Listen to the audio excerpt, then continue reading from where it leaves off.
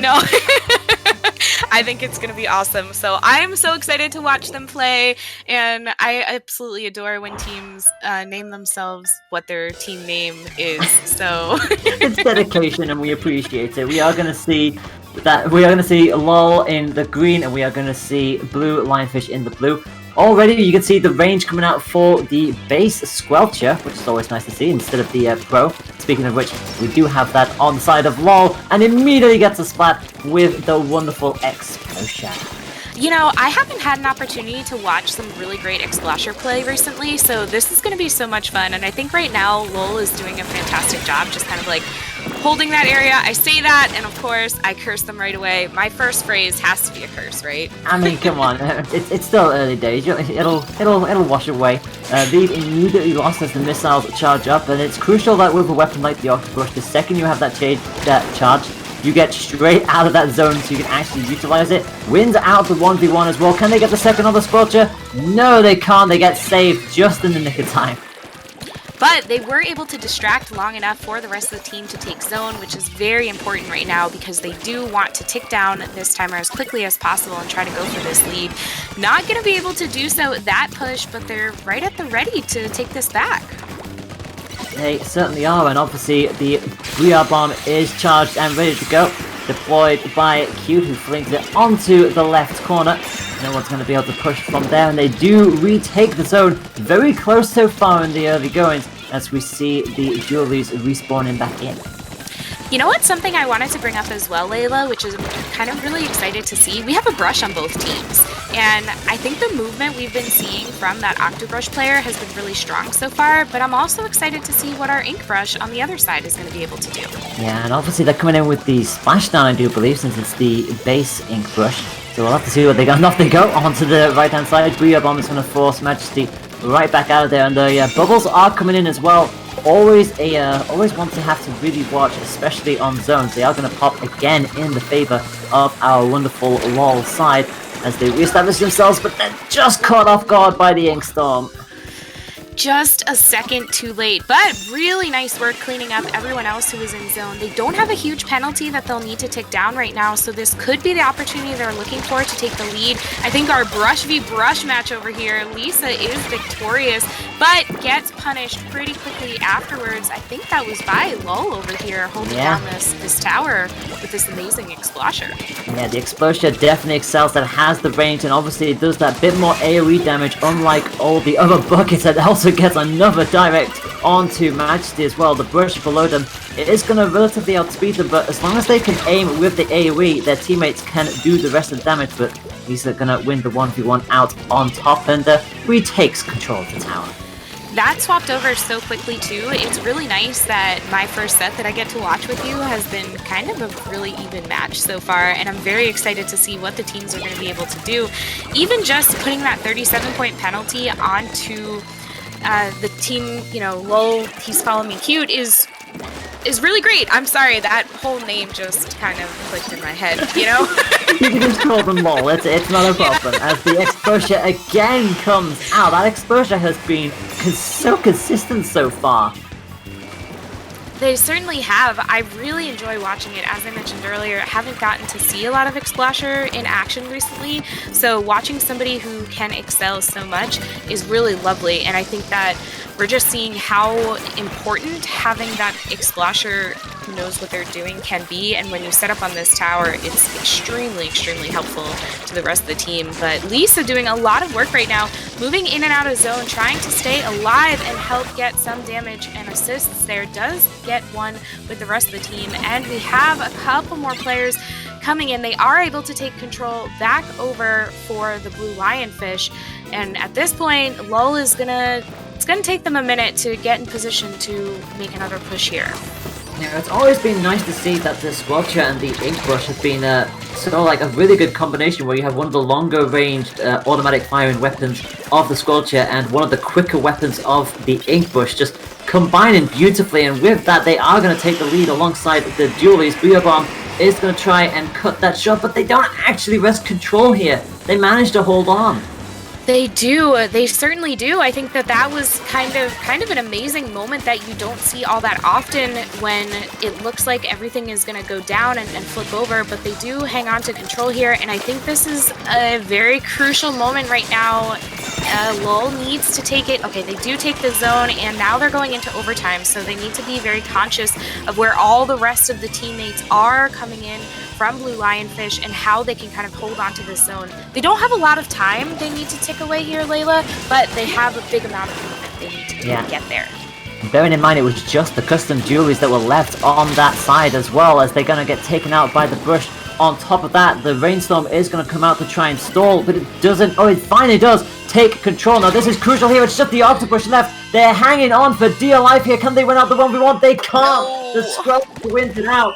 And I think with that, they'll seal it just in the nick of time. 15-7 in the end. But somehow, Blue Lionfish hold on. Really nice job, though. I think that it was really great to be able to watch them kind of come together, and I think they played really strongly, and that's something that we always want to see, especially going into, you said this was round 5, correct? Yes, round 5. I think you want to kind of feel confident in terms of your play style. We are playing Swiss, so everything starts to get a little harder, and you're matching up with teams who have the same win ratio as you do. That is exactly right, and you saw on the stats on the side of Blue Lionfish that they all pretty much had like 11 splats between them all. It was really consistent from that, and on the flip side of that, LoL had some really good ratios of their own, but the standout there was the brush. I think that was like 16 on the side of the octopus. Wow. So both teams are doing really well here, and it really could have gone either way. It's just unfortunate they lost numbers right when it mattered most, and the octopus, bless them, did everything they could, but the Squelcher just outranges the brushes at the end of the day, and that's what secured it for them in the end. It certainly was, and I think that is sort of what you want to take into consideration when you're setting up your team comp to face up against another team. So now they're aware of those dually Squelchers being able to outrange. So I'm wondering what they're going to bring in terms of changing things up. Do they have an answer? Are they going to be able to kind of make this happen for the next time around? But I don't know. I think tower control and port macro, I have not seen this map played in a long time, but I'm gonna hope we see some really fun stingrays coming out here. I mean, it's certainly one of the more narrow stages, so a stingray would be nice. We're gonna see a Hydra coming up, and we're gonna clash. But what is happening with this comp? We've got a Hydra and Octopus going up against a Clash Blaster and one of my personal favorite weapons, the Tri-Slosher Novoir. Okay, so does that, we'd have 2 stingrays on the side of Blue Lionfish, is that correct? Because I believe that Jet also has stingray. Correct me if I'm wrong. No. Yeah, because the base Jet has the missiles and the other one has the stingray, okay. So yeah, that is correct. Yeah, so I was expecting to see some stingrays. Obviously, tower control is going to lend itself really well to that, but also this map, because it is narrow and straight, is perfect for some fantastic stingray specials to come out. I know that the Barry is probably shaking in his boots or really super excited to be able to watch these teams come out. But so far, it doesn't seem like the Stingrays are making an appearance yet and going to be as helpful as we're getting all the way to this checkpoint. That was a really fantastic push so far. Yeah, they've held this. Every single time you were like, how is the Stingray not out yet? It's because they were both being taken down consistently every time they were coming back into position. 32 is a great, solid push, but finally they're putting it back. But actually, they're not, because the Julie Scorchers immediately dropped right back on top of the crate and is now making an absolute nuisance of themselves, and the Hydra's back in position. I think earlier when we saw Lowell playing with that X-Flasher, we were really excited to be able to watch their positioning and how strong they were able to do things. And now, doing a great job showing that, hey, I can also play a Hydra and, holding things down, offering that long-range support for the rest of the players to kind of take back that tower is exactly what you want to see from a team player. And I think that's the exact role we're getting as well. There's our Stingray. All right. So we do get a Stingray out. It's going to stop this push for a little bit, but there's still people in mid. I don't know, Layla. This could look like something that's going to be a lot harder for Blue Lionfish to be able to push back. Yeah, I was gonna say, it's like, even though they got free on there, though I think it was still the Julies that were still giving them an absolute whale of a time, actually got a splat and continue to kind of negate that, so they're not even in the front. We got a Tri-Splasher finally coming up, but they're gonna know they just about hold off against the Octopus, and now we're gonna finally see more points on the board for the Blue Lion, and away they go. Really, really nice job so far. Blue Lion has pushed a little bit forward. They're up at 80, but I think they're being a little cautious right now. All right, they were waiting for that Stingray to come out. Liz does pop a Stingray, gets some damage onto one, but unfortunately gets taken out by those really, really aggressive Dually Squelchers that we've been talking about.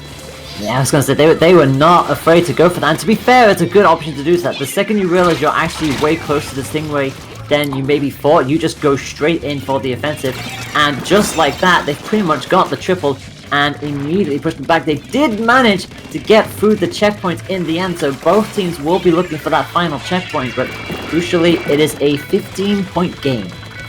Yeah, it certainly is. I think that checkpoint was so important too, and there was a moment where I was wondering, are they going to be able to actually get through this? Are they going to, get stuck here? But speaking of stuck, those missiles doing a great job calling out that player there, and is going to allow a little bit of extra time for Blue. I keep wanting to call them Bluefish, for Blue Lionfish to be able to regroup in mid, get a little more map control on their side as Liz pops the Stingray again and is going to use it to get a couple of members, at least some damage on some members of LoL over here. It essentially is there to just try and sway everyone away from the tower, and if any damage does get done, the teammates will be there to pick it up. Liz is still on the tower. Can they take the lead with this? No, not quite. The Tri-Splasher tries to bounce it across, but LoL gets in the way with the Hydra, playing very aggressive with it, but it's a wipe! The splashdown causes the wipe, and that's going to take them to the final checkpoint of that. There is no doubt Brush is going to come in, and will they get past it? They do get past it, just in the nick of time. Oh my goodness, that was an amazing play to be able to watch. The fact that we saw, I think that was the splashdown that took out so many players right there, and it just became kind of an ink bath. We had a lot of different splats going on simultaneously, and an entire wipe coming out for Blue Lionfish, or for LoL, would allow Blue Lionfish to be able to take that last checkpoint, as you said. There's not a lot that they need to do in order to push past this now. Yep, all they need to do is charge up the Stingray, which they have done. The Squelcher has it. They're probably going to wait until overtime is on the horizon before they pop it. 3-3 here. They know full well that they have to come to this, so they're going to push this as far as they come. Here comes the GG Ray, aimed directly at the tower, and does pop the Hydra off it, already with one teammate on the tower, and that is going to seal it for them. That is 2-0. Really, really lovely. I think that was absolutely fantastic to watch, and LoL should not be disappointed with their level of play. They almost actually outslayed here, and I think it just kind of came down to positioning and thought processes of how they want it to move throughout this.